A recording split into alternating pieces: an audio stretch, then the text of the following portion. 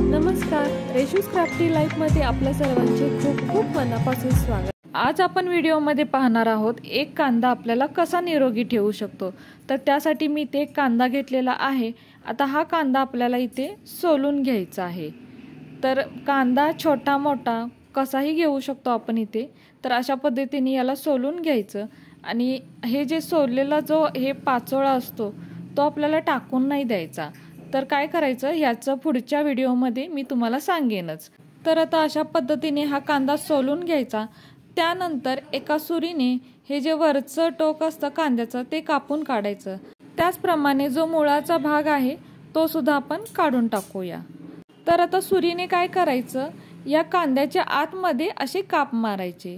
तर जसे व्हिडिओमध्ये मी काप मारत आहे त्याचप्रमाणे अशा आतून हा कांदा कापून घ्यायचा। पूर्ण कांदा आपल्याला कट नाही करायचा, फक्त आतमध्ये असे आपल्याला कट मारायचे आहेत। तर आपल्याला पाहिजे तेवढे म्हणजे कमी जास्त आपण हे असे कट मारू शकतो। त्याचप्रमाणे बाहेरच्या बाजूला सुद्धा या सुरीने असं थोडं मारून घ्यायचं। तर सुरीने करताना सांभाळून करायचं। याऐवजी आपण काटे चमचा सुद्धा वापरू शकतो। काटे चमच्याने सुद्धा आपण हे काम अगदी सहज करू शकतो। तर बघू शकताय हा कांदा आता असा तयार झालेला आहे। तर एका वाटीमध्ये मी तेल गरम करून आणलेला आहे। तर या तेलामध्ये आता मी 2 कापराच्या वड्या असा चुरा करून टाकत आहे। जर हाताने चुरा होत नसेल तर कशानेही आपण हा चुरा करून टाकू शकतो।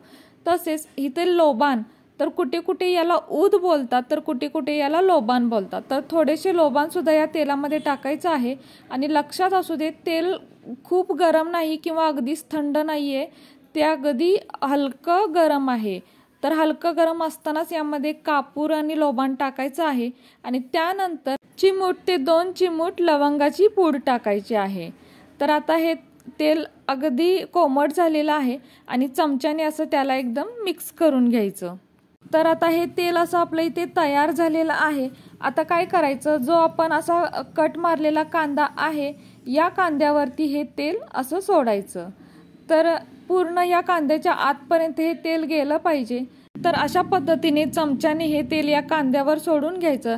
त्याचप्रमाणे जो कांद्याचा बाहेरचा भाग आहे त्यावरती सुद्धा हे तेल असं चमच्याने सोडायचं आहे किंवा एखादा कापसाच्या बोळ्याने सुद्धा या बाहेरच्या भागाला आपण असं तेल लावू शकतो। तर याप्रमाणे हे तेल असं पूर्ण कांद्यामध्ये घालायचं आहे आणि कांदा असा हलका हलका प्रेस करायचा म्हणजे तेल अगदी आतपर्यंत जातं। तर बघू शकता याप्रमाणे असं करायचं आहे।